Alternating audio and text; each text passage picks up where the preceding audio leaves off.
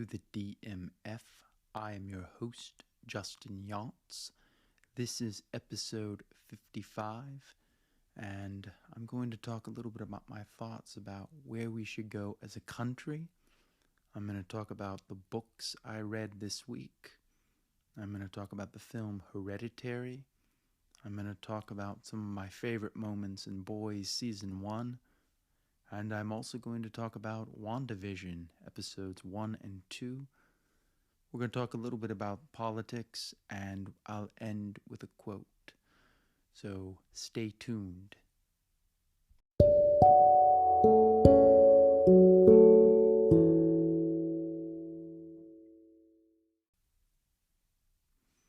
I've been thinking about how to talk about this because it seems like half the country thinks one way and the other thinks another way. And with the Capitol riots and everything, I keep, I told you my anger, I told you how I felt, but now I'm trying to think a little bit differently. And it comes from James Comey. He said he thinks that Biden should pardon Trump so that the country can heal. Maybe he's right. Maybe we should let, the federal world just leave him alone and have the state go after him. Maybe that is the right way so that we can all get behind this. Because I was thinking about it as I was working out. I was thinking about, I was getting upset because I was seeing a bunch of people that were not wearing masks. And it just infuriated me because I'm just like, do you not have any sense of decency? Do you not care about others? You're just going to walk around without a mask on. And I had to go down and tell the manager, I was like, there are a bunch of people not wearing masks. And then I thought about it as I was working, and I was like, you know what? Maybe I'm in the wrong here, forcing people to make the masks. And after my workout, I went down and I apologized to him. I said, look, I'm sorry for being snippy. I feel bad. I realize you're just doing the best you can. But before that, I had the epiphany. I had the thought that maybe that's just it. Maybe if we can forgive one another and see how the other feels, we can move forward. Because we're only going to move forward if we are united. We are supposed to be the United States of America, and we need to move forward. And I don't know if we can move forward if we're always fighting one another.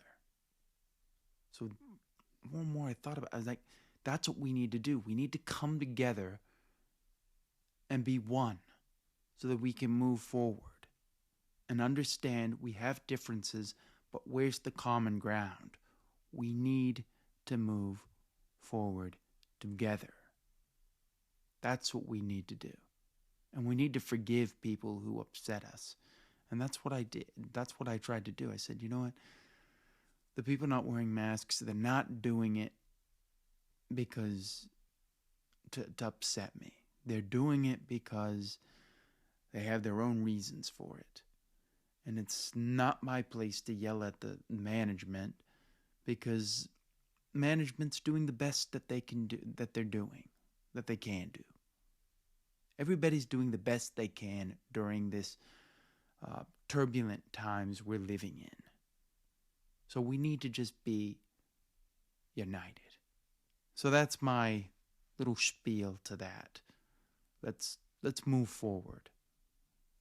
I'll talk about politics, about that later, but here I still think we need to find a way to move forward. So with that, I bring back my books that I read. Now, I finished The Buddha and the Badass, The Secret Spiritual Art of Succeeding at Work by Vishen Lakhiani. I think I'm pronouncing his name correctly. And this book gave me something that I think I needed because one of the things that really just stuck out to me and said there are two ways you can do that. You can do something and try to make sure it's perfect and do it, or you can just get started and learn along the way. And I realized that's what I need to do more of. Learn along the way. When I think of this podcast, I didn't know what I was doing, but I learned along the way. I had an idea of how to do it, though, and I was willing to take that risk. And now look at it. I'm at 55 episodes. That's amazing. If I had just sat and said, I don't know if I can do this, I wouldn't have moved. You have to be able to move, even when it's scary. And that's what's kind of inspired me. I want to start doing a YouTube channel and start doing book reviews, because I read a lot of books and I want to talk about books. And I was looking at the videos that I saw of book reviews, and I've got to be honest with you, a lot of it was shoddy camera work, not very well edited, and I think I can do a better job. So I'm going to start doing that. I mean, no disrespect to the other people. I mean, I'm sure they're doing the best they can, but I think I can bring something to it that that people don't have yet. So this book inspired me to work harder. So I recommend it. And now I've almost finished Jim Ross's book Slobber Knocker, which is Jim Ross, Slobber Knocker, My Life in Wrestling. And I've been using my speed reading techniques, and I've gotten my speed reading up to 1,023 words per minute. I didn't think I could do that. So I just continue to expand with that, and I've almost finished this book. And I'm really enjoying it. It talks a lot about his early days, some of his, when he finally meets his wife Jan, and how happy he was. Ric Flair leaving the territory. I'm about to get into his WWF run. He talks about how when he came in, they were like, we can't use you because of your face, because he had the breakout with Bell's palsy. A lot of interesting things there. I'm enjoying this book. I've almost finished it, and I'm really enjoying it. And as I said, I've gotten my words per minute up to 1,023. I think I can go even further than that. I thought that would have been unheard of, but now I think I might be able to get to 2,000 if I work hard at this, which I am. An hour and 30 minutes every day, is a lot of work, but I'm seeing it pay off. So, as I said before, I recommend that book that I told you about last time in the previous episode. Get it. Learn this. This is a skill you can take with you. But Jim Ross's book is really interesting and really honest. There's some things I wish he went more into detail, but I realized the book is covering a lot, so he has to move. It can't just sit on certain stories, but it's funny, it's entertaining, and it moves forward, and I'm enjoying it. So those are the books I'm reading, and when I come back, we're going to talk about the film Hereditary.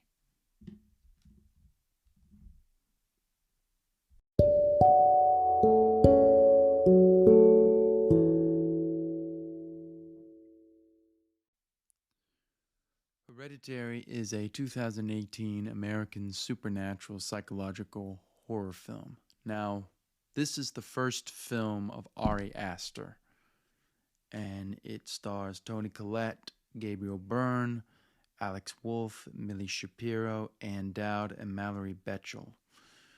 The music is done by Colin Stevens. The music is done by Colin Stelson. I really enjoy this film. This is one of the few films that like actually really made my skin kind of crawl. It it really gets under you because it's so well acted. This is an A24 release. It was screened at the 2018 Sundance Film Festival, and it just got a huge buzz from that.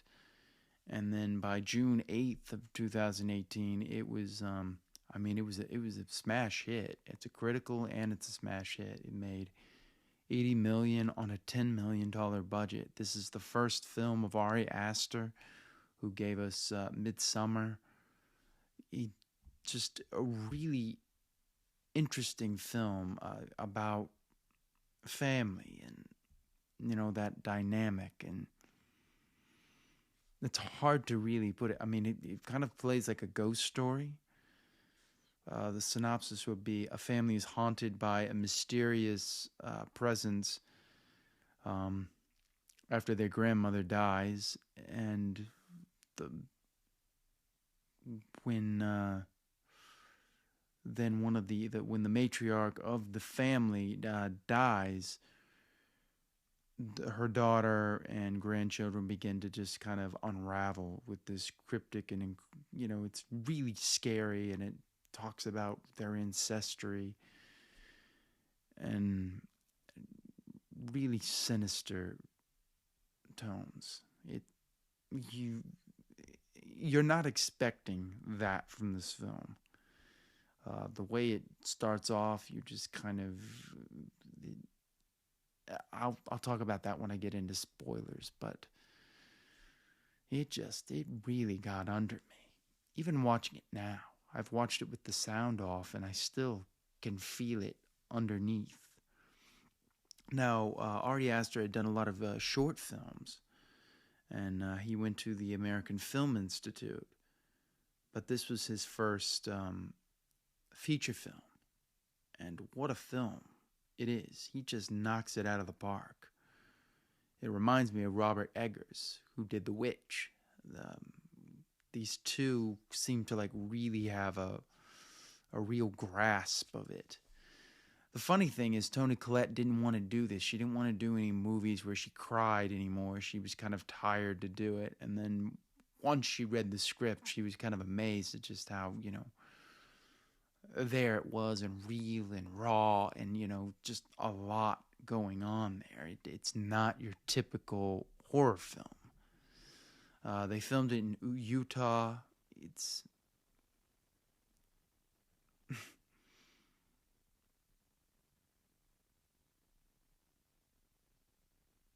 it's funny. I'm actually reading this. Ari Aster told Alex Wolff not to say the words Macbeth. They had to call it the Scottish play because of the superstitious theater legend. And as soon as he said the name, one of their lights went out. So that's kind of interesting. I never really got into that thing. I mean, I've actually thrown a Bible on stage when I had to do it. They wanted to use a fake Bible. I was like, no, let's use the real Bible. I mean, I don't know. I don't really buy into the superstitious stuff. But it's a terrifying film. I mean, it's one of the scariest films I've ever seen. Now, I've got to say, when I first saw this in theater, I was a little upset because the theater I was in, they didn't take it very serious. I think they were drunk and they were laughing at it, and it was like, this is not anything to laugh at. And the fact that even these unruly patrons didn't really destroy the film for me tells you how strong a film this is. I mean, this is just really concise, really fast. It works well. It's 127 minutes. You can't go wrong with this unless you're terrified of scary movies, and then I would suggest you don't watch it. Toni Collette is amazing in this. Gabriel Byrne has a lot to work with. Alex Wolff, you see the range he has. Millie Shapiro. It was hard for them to find the character of Charlie, and she kind of just came out. Ann Dowd, all the actors just play it so straight, and it could be so hokey and comedy like, and instead it just lures you into just letting your guard down and just wow, there it is. The music has a lot to do. Colin Stelson, who's a saxophonist, he's played with Arcade Fire, Bon Iver, Bell Orchestra. He brought an interesting sound to it, this like very haunting, like almost an announcement coming, like a horn blowing that's just going over, and it just gets under you, and I can feel the goosebumps coming right now. This is one of the best horror films I've seen. This is up there. I think this will be up there with The Exorcist, The Witch. I mean, it's funny, The Witch and Hereditary kind of came out at the same time, and you've got these two amazing directors all coming up at the same time.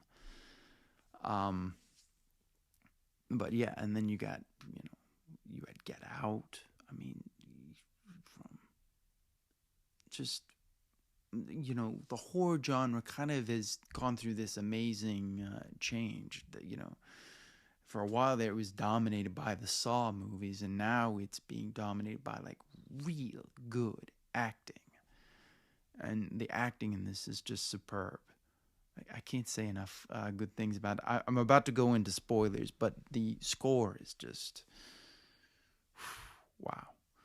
So I'm going to go into spoilers now because I really want to talk about spoilers. 10 seconds. I'm going to put the timestamp on the description. So if you want to know exactly where to go to skip ahead, I will give that to you, as I always do. So here's 10 seconds.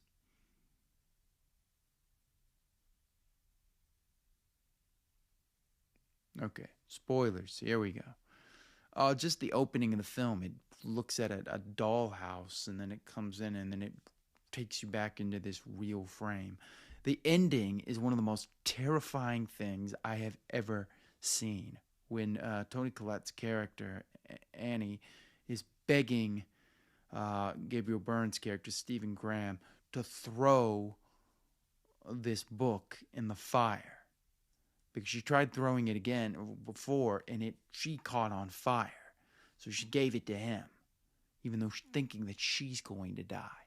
And when he throws it in, he bursts up in flames, and then she switches. And we come back to the kid who is back in his bed, and he's getting up, and he's looking around, and we see Toni Collette's character almost like what do you call it? Not an aspiration. Apparition. Is that what it calls? Apparition.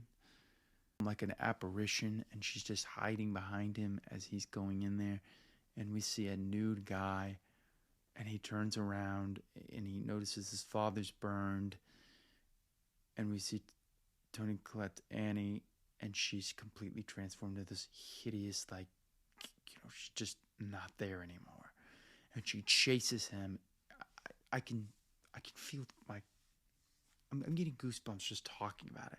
And he runs up the ladder and shuts it. And as she's banging on the door, she somehow is on the thing and is banging her head over and over again. Oh, it is so terrifying. And then we realize he's in a room and he's looking at everything, and he sees a picture with his eyes, blackened out. And then we see that Toni Collette's character is in there, and she's like sawing her face off. And he goes through a window and dies. And Charlie is now in his body as he does that. And goes up, and we find out that he is Payman, the 8th ruler of hell. And they are saying that they look to the northwest, and that we have corrected your body Charlie's originally a girl, and she dies, and now these, this like cult has changed him and transformed him into her brother's body. And they put a crown on him, and they're like, "Hail, Payman," and it ends there. And that's one of the most unsettling things I have ever seen in film. He put that on there, and he's got all this stuff, and it just flows, and it works so well. There's a point, one of the points where he's in the classroom, and it looks like he's almost being hanged, and he smashes his head on a desk in front of his entire classroom, and is just terrified. It's one of the most scary films I have ever seen. I'm terrified just, talking about it right now. It's a film that just, and then you find out that the grandmother, was aligned with the person that's played by Ann Dowd, who's trying to bring Charlie's spirit into her brother's body. A lot of stuff here. It just is, the music, the atmosphere, the feeling, the acting, everything is just in sync. It is perfect. I recommend it. If you want to be terrified, this is the film for you. If you want that Exorcist feeling of it getting under your skin and you thinking about it and you wondering if somebody's going to chase you like that, this is the film for you. With that, I don't think I can say anything else about this film. It's just amazing. I love it. Music's great. Acting's great. I don't know what else you could ask for. And this is a first-time director. And Midsommar is even better than this. So this guy's only going to get better. So I recommend this. And with that, when we come back, I'm going to talk about The Boys, Season 1.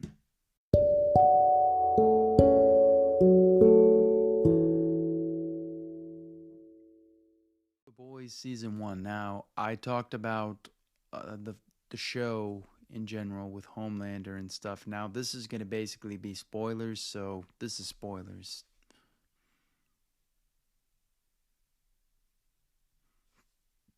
And with that, I'm going to talk about some of my favorite moments. Just the way the show starts, where Huey is holding his girlfriend Robin's hand, and we see her just be,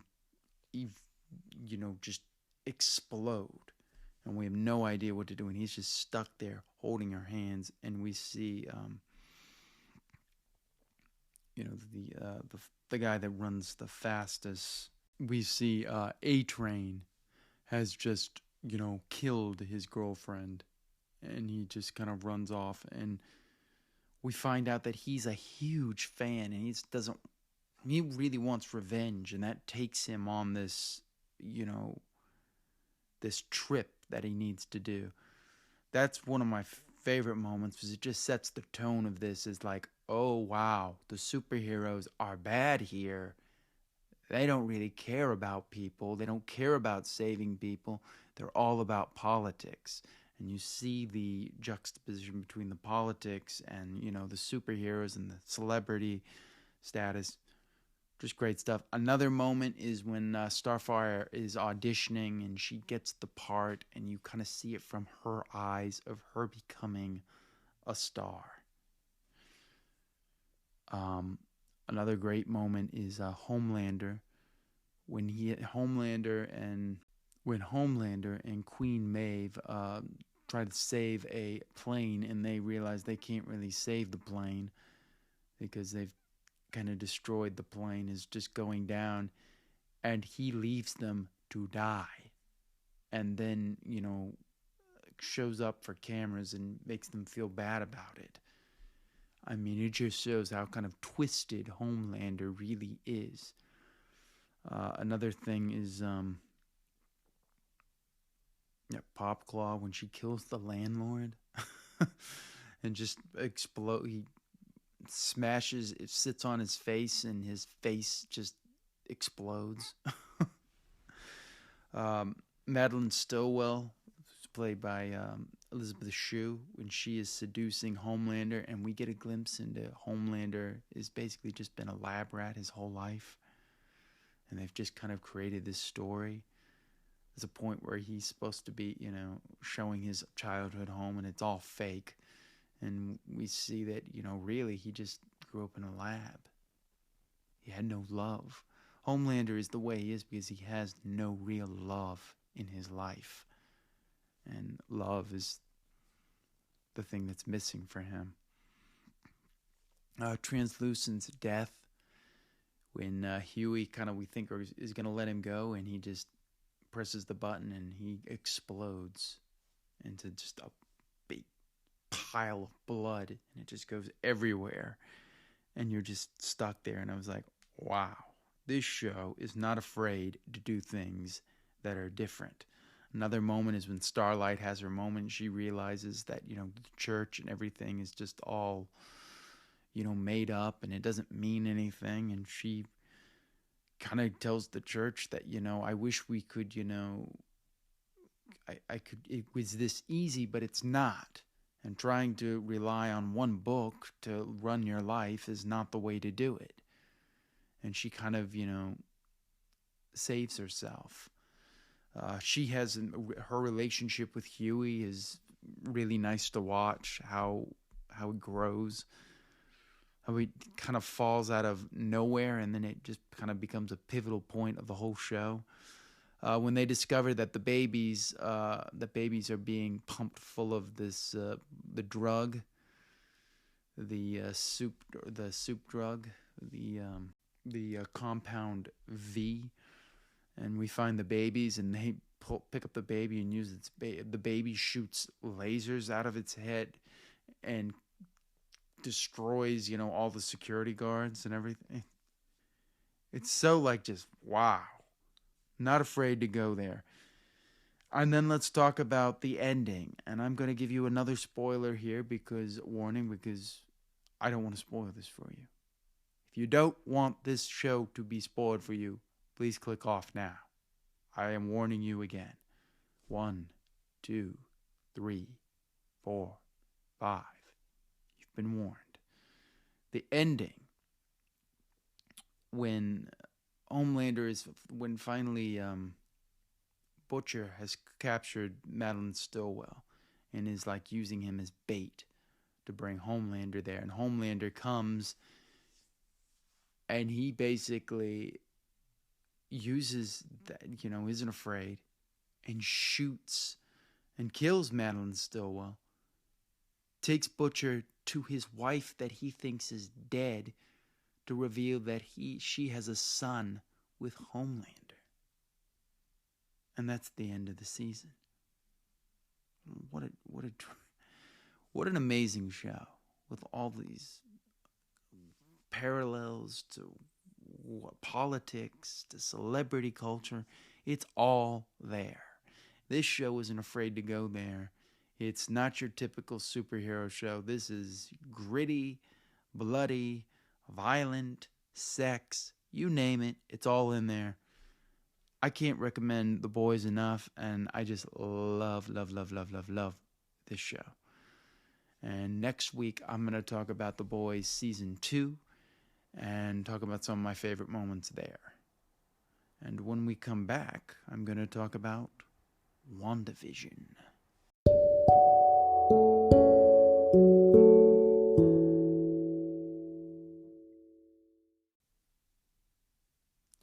WandaVision. So, finally, the MCU is back. Now, I stayed up till 3 a.m. to watch this because as soon as it turns 12 in California, it's time, 12 for them, 3 for here. And I could not wait to just dive right into both episodes.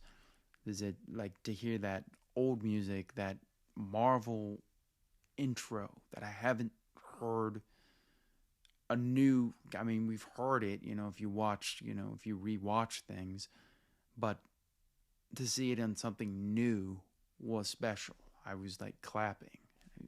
You know, it's been almost a year and a half since we've had anything to do with the MCU.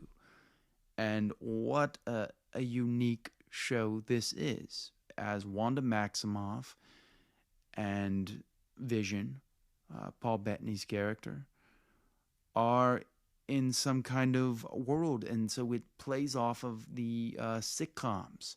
The first one's Dick Van Dyke. The other one, the next episode, is Bewitched. It's very, it's such a unique concept because it shows that these superheroes, you can pluck them in like a comedy or like a sitcom and they still work in some ways. It shows the versatility of these characters. I really enjoyed it. Some people don't like this. They kind of felt it was like, what is the point? But I thought this was a cool way this is new. This is something the MCU has never done. We don't really know why all this stuff is there. We just know something's not right. And, you know, WandaVision. Now, I'm going to talk a little bit about spoilers in a little bit, but I just want to talk a little bit more about this. Elizabeth Olsen does a great job as Wanda. Paul Bettany does a great job as Vision. We have Catherine Hahn is in it. We have some other people that are there, but so far we've only got really Catherine Hahn as the new character. The actress who plays Kitty in That 70s Show is one of the characters in this. It's such an...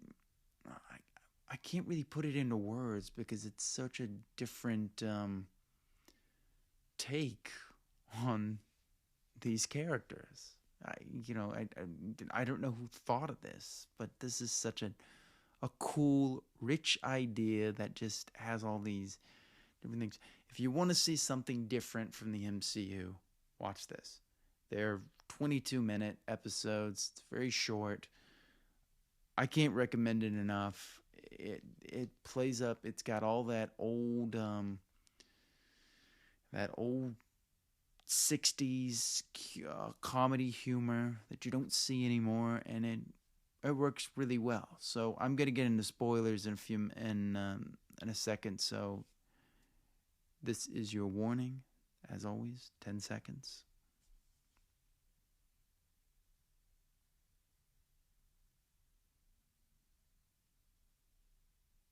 Okay. The first episode with her, stuck there in Dick Van Dyke world, and we've got Vision at a job that he doesn't even know. He's like, why am I at this job? What do we actually do? Oh yes, I've got to get the promotion, this and that. We have all these superpowers. Why do we have them? Oh, I don't know. We're having a dinner over here. And then there's that part where the dinner, she says, what do you do? Why are you here? Why are you here? And she starts to realize that this isn't what it seems, and the camera work changes, and it really falls into that. It starts to like really become heightened drama, and then we're kind of taken out of it, and we see a hand, and it looks like it's sword.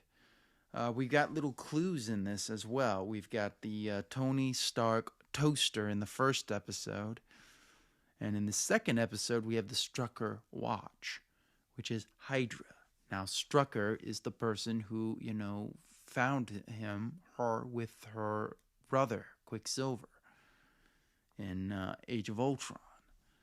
So it's interesting. She's kind of populated this world with things that she remembers. The second episode is more like Bewitched. It's got a Bewitched opening. And they're trying to put on a magic show. And Vision gets gum stuck in his thing, and it kind of makes him drunk. And he's flying, so she has to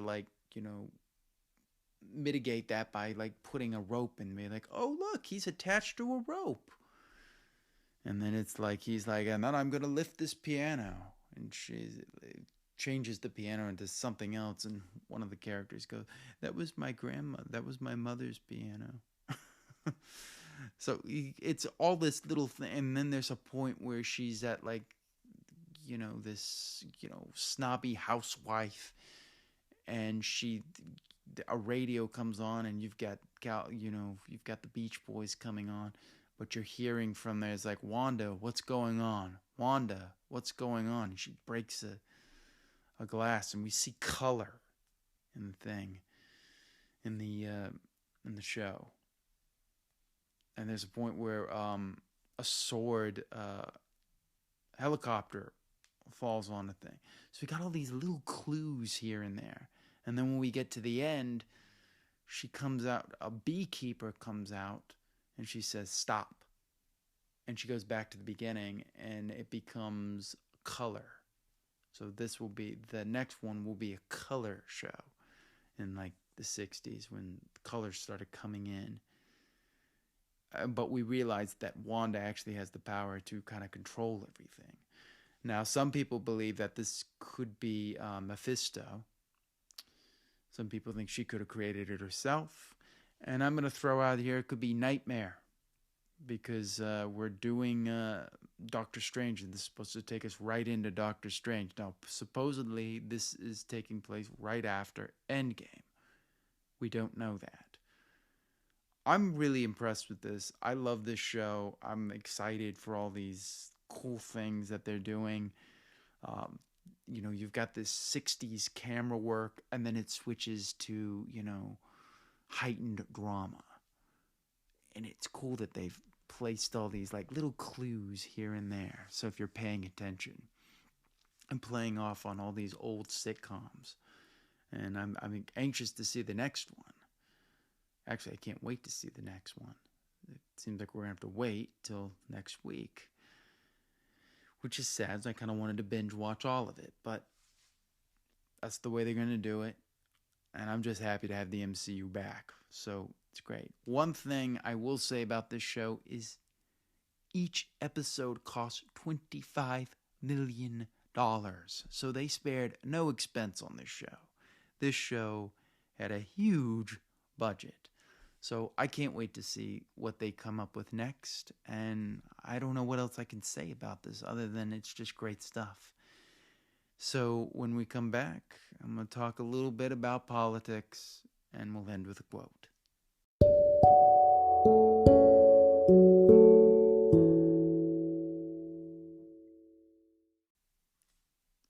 Now, this episode's pretty long as it is, so I'm going to kind of keep this short, but let's talk a little bit about politics. The only thing there is to talk about is, well, Trump has been impeached for a second time. A lot of us knew this was happening. The significance of this time being impeached was 10 Republicans actually jumped ship. One of the main ones was Liz Cheney, who is facing a lot of backlash here. But I feel like this is the only thing they could do. There were two ways they could go. They could not do anything, which I think would be the most un-American thing, or they could impeach him. They couldn't, Mike Pence will not remove him from office with the 25th Amendment, so they had no choice but to impeach. And they, went on the floor. We heard the arguments. So he's been impeached. He's the only president to be impeached twice. Now, in 6 days, Mr. Biden is going to become president. Well, it's not 6 days now. Actually, it's 5 days. Wow, 5 days now. Biden will be president, and now they're going to have to deal with a Senate trial. Now, the Democrats will have the Senate, but in order to convict him, you would have to have 17 Republicans jump ship. That's going to be very hard, so I don't see this working out too well. Now, they could get a majority to put the legislation that he can never run for office again. That they can do. That is there. And they don't need a super majority for that. To convict him, they do. But I don't know, he's been charged with inciting insurrection. And it's been signed. Apparently, the reports we're hearing is that any thoughts of resigning or doing, or even the mention of Nixon sends Trump into ballistics. Also, Trump has been banned from Twitter, and that's stayed. He is banned from Twitter, YouTube, Facebook, Instagram, Shopify. He can't even sell things. Twitch. They took Parler off of Amazon, and all these. Amazon took it away as well. What else did I think I'm missing one? Snapchat. He doesn't have Snapchat either, so he had to release a video, and I think he could only put it on his website, and they put it on the president's official YouTube, but it's not looking too well for him. I don't know if he'll get convicted, but they could make it so he could never run again. And Deutsche Bank, they turned against him. So the banks have turned against him. The PGA Tour will not use his golf course. And I think a skating rink development in New York doesn't want anything to do with him. So he's been shut out business-wise and social media-wise. And the Republicans that voted to say that the election was not fair, their funding is being cut from corporate America. So not a good time to be doing conspiracy theory stuff. QAnon people, this isn't going to work. Regardless of whether you like Trump or not, this stuff just isn't working for him, and I don't see how it's going to do. But I agree, impeachment was the way. It's inconvenient because Biden wants to get the stimulus checks out, and he wants to get it to $1,400. So hopefully we get that. People can get out there, and he really wants to get the COVID response done the right way. So what I'd ask of everyone here, wear masks, please, and social distance. And I'm going to leave you with this quote from Walt Disney. Here we are. The way to get started is to quit talking and begin doing. And that is from Walt Disney. Once again, the way to get started is to quit talking and begin doing. Kind of what I'm saying about, the YouTube thing, just start doing it. Stop, talking about doing it and just do it. That's what he's saying. Stop thinking about doing it. Do it. Do the work. Do what you want to do. Don't just wait around and hope that it'll happen. Actually do it. So take action. I think that's the message of this. And with that, this show's running quite long today, but we had a lot to get through and talk about. And so I want to thank you for listening. As always, you can reach me at my handle, @JustinYachts. And I will see you next time on the DMF.